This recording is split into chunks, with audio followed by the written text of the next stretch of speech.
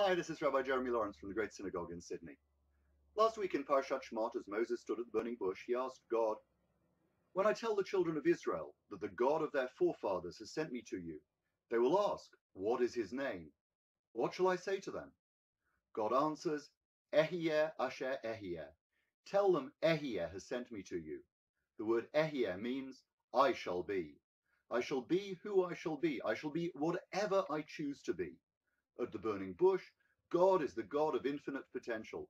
Not exactly the teamwork of yes, we can. God is a singular, I can do it. Yes, I can, God. This infinite potential will come to liberate the children of Israel from Pharaoh's bondage. Parshat Ve'era opens with another God-Moses dialogue. God appears to Moses and says, Ani Hashem.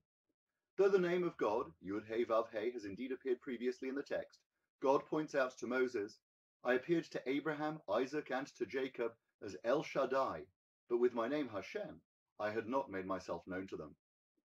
The designation El Shaddai first appeared in the middle of the Abraham story, when God introduced the covenant of circumcision.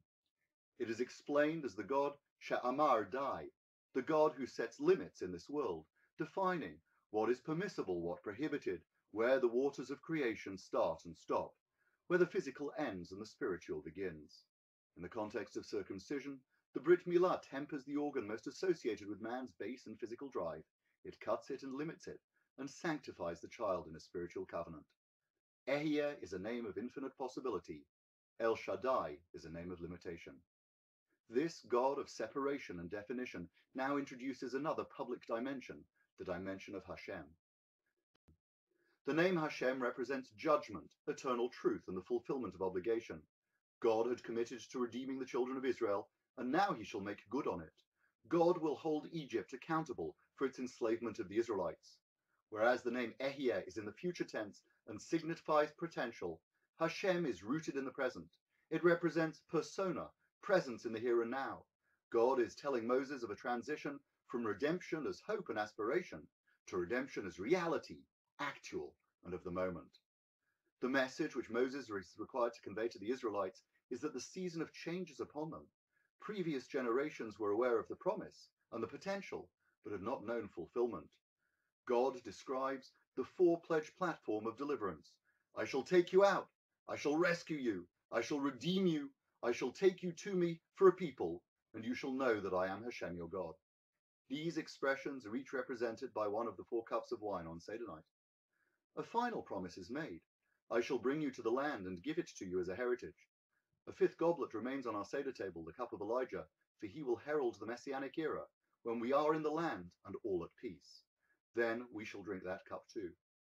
From our earliest days when we were taught of Abraham's monotheism, our teachers stressed the singular unity of God. It seems jarring to identify those different manifestations, a splitting of the godly atom. Within the Shema, Hashem Elokeinu Hashem Echad, we are at pains to affirm and confirm that behind these names of God, the name of God is one. Our ancestors have experienced both the anticipation and fulfillment of God's promises. We are deemed to know God in his fullness. Recounting the promises and drinking the 4 cups of wine at Seder are established as a testament to that. Nonetheless, our individual circumstances do lead us to have different understandings of God and the way he is manifest. In the same way as the Amidah speaks of the God of Abraham, the God of Isaac, and the God of Jacob, we are encouraged to have our own personal relationship with the God of Israel.